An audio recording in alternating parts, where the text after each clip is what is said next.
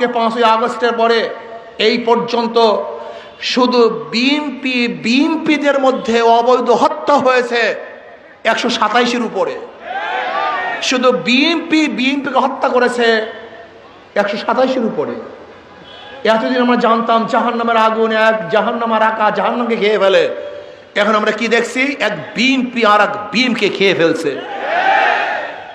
শুধু কি তাই, ছাত্র দলের ছাত্ররা বিএনপির মূল দলের কাছে চাঁদা চেয়েছে, চাঁদা না দেওয়ার কারণে তাদেরকে হাত পা ভেঙে দিয়েছে। যাদের কাছে নিজেদের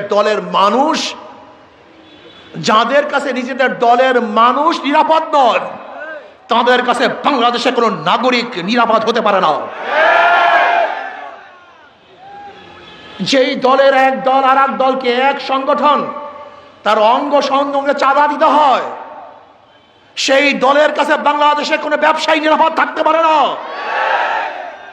যেই দলের মানুষকে খুন করে, সেই দলের কাছে বাংলাদেশের কোনো মানুষের জান মালের নিরাপত্তা থাকতে পারে না। যেই দল কাউন্সিল করতে পারে না, নিজেদেরকে সংরক্ষণ করতে পারে না, নিজেদের মধ্যে শিষ্টাচার শৃঙ্খলা ঠিক রাখতে পারে না, তাদের মাধ্যমে বাংলাদেশের কোনো অবস্থাতেই শৃঙ্খলাবদ্ধ হতে পারে না। যারা নিজেরাই ঘোষণা দেয়, যদি নির্বাচনের তারিখ ঘোষণা করো তো করো, আমরাই ঘোষণা করব, যারা নিজেরা আইন তুলে নেয়, তাদের মাধ্যমে এদেশের আইন নিরাপদ থাকতে পারে না। যারা মেয়র হওয়ার আগে সিটি ভবন দখল করে, তাদের কাছে বাংলাদেশের মানুষের জান মাল ইজ্জতের নিরাপত্তা থাকতে পারে না। না, এদেরকে আর বাংলাদেশের মানুষ কোনো অবস্থাতেই গ্রহণ করবে না। অনেকেই ভাবছেন আগামীতে অমুক দল ক্ষমতায় আসবে, গুড়ে বালি। আপনি কি জানেন বাংলাদেশের নতুন ভোটাররা, প্রায় 38% ভোটাররা ধানের শীষ কি জিনিস জানিই না। জিয়াউর রহমান সাহেবের আদর্শ এদেশের মানুষ শুনতে চায় না।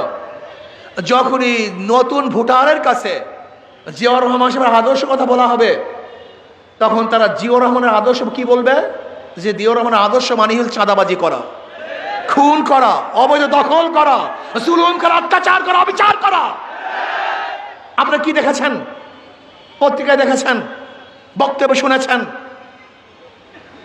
ইশাক সাহেবের ওকিলরা, বিচারককে বলেছেন, যদি ইশাকের পক্ষে রায় দেন তো ওখানে থাকবেন, বসবেন, রায় না দিলে ওখানে বসতে পারবেন না।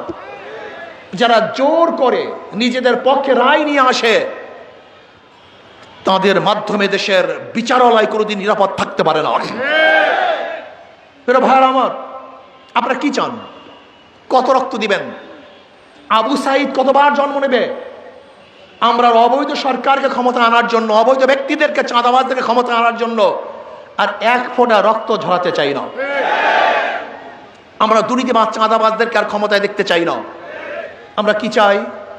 ইনসাফগার, আল্লাহ ভীরু, আদর্শবান, ন্যায় নীতিবান, যারা নিজেরও চাঁদাবাজি করে না, তাদের মাধ্যমে চাঁদাবাজি বন্ধ হওয়া সম্ভব। যারা দুর্নীতি করে না, তাদের মাধ্যমে দুর্নীতি বন্ধ হওয়া সম্ভব। যাদের হাতের মধ্যে অবৈধ খুনের রক্ত নাই, তাদের মাধ্যমে দেশের অবৈধ খুন বন্ধ হওয়া সম্ভব। যারা ধর্ষণ করে না, ইফটিজিং করে না, তাদের মাধ্যমে আমাদের মা বোনদের নিরাপত্তা সম্ভব। কিন্তু যাদের মাধ্যমে এদেশের মানুষ অবিচার অত্যাচারিত হয়, তাদের মাধ্যমে এদেশের মানুষের জুলুম অত্যাচার বন্ধ করা কোনোদিন সম্ভব না।